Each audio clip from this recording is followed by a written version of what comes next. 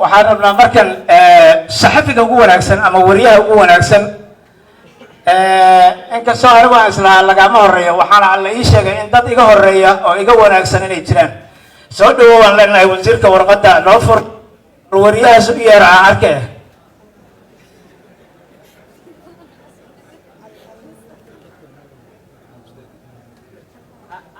waa siiye wariyahaas aniga markaan soo qishay magaca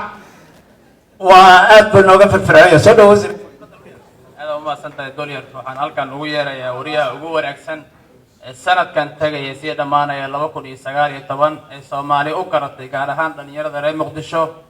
wariyahaasi waa saaxiibkay waa walaalkay Cali Aadan Muumin Cali Aadan Muumin soo dhawow iskaba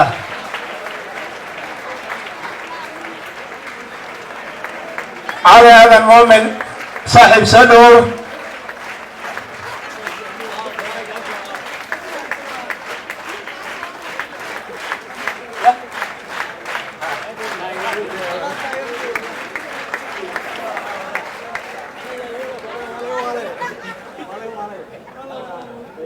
Dolyar iyo Muqdisho awal waxaan uga mahadcelinaa inaan ka dheerahay inay igu soo aadiyeen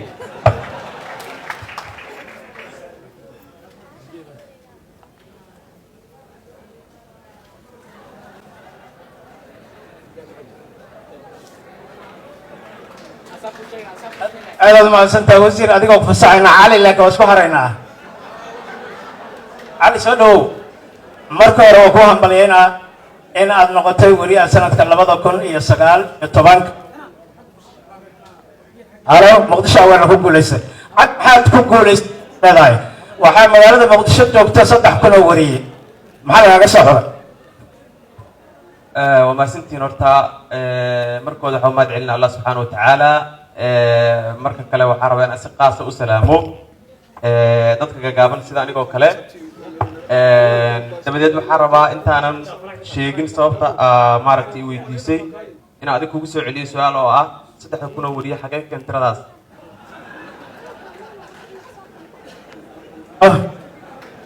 كم سوقات بقول وريه شوف ما استاي ورياش كمان في عيني لكن waxaan misanahay nasiibka ii hiliyay kumanaan iga aqoon badan iga soo horeeyay igana dambeyn doona jira waxaan u mahad celinayaa dadka codkooda isiyay ee ii gartay inaan ahay qofka mudan in sanadkan la siiyaa barmarin wadhaado ma ismoogid maxaad waad ku mutaysatay oo waa samaysay barnaamij war tabin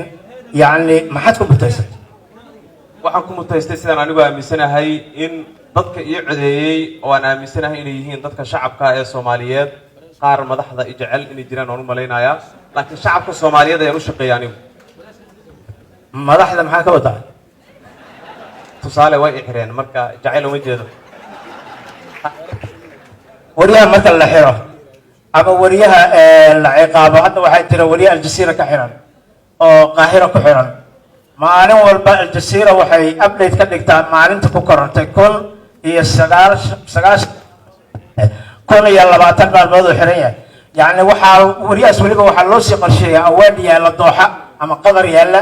maalintu xabsiga ka soo baxay in la guddoonsiin doono maalin kasta oo xarigiisana waxa u socota lacag $1,500 ayaa u socota marka xarigu dhib ma laha sida kale to maxaa isleedahay bulshadu waa ku soo kordhisay bulshada waxa ku soo kordhiyay anisan aaminsanahay in aan dhalinyarada Soomaaliyeed ee aniga ila midka ah aan baray inay hadli karaan oo ay xaq u leeyihiin inay hadlaan sababta wax kale ma ahan aniga marka hawshan bilaabayay media ma isan fogeyn sida daraadeed waxaan la kulmay bulsho madaxeedu hoos jiro sida daraadeed waxaan aaminsanahay qofku intuu nool yahay inuu xaq u leeyahay inuu hadlo waxa oo lala kulmo waxa kamid ah nolol iyo geeri mid dooranaysa way badan tahay tirada aan naftayda qadimay ee aan maaragtay u qadimay si aan dadka iyo codeeyay kuwa lamida iyagaba aan ugu sheego wax ay mudnaayeen in loo sheego goorma ku soo biirtay saxaafadda sanad waa tahay ay lagugu xantaa jira gabagabadii ma isku taqaanaa waa caadi dadku waxay dhahaan qarax quuti laakiin cuntada cunaa waa tahay aqbalyo aad iyo aad ugu faraxsanahay hambalyo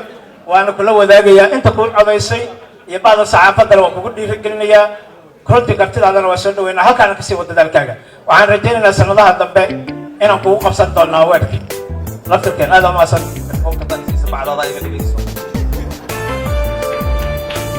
waa tahay caali aad u mahadsan yahay yaa noogu xiga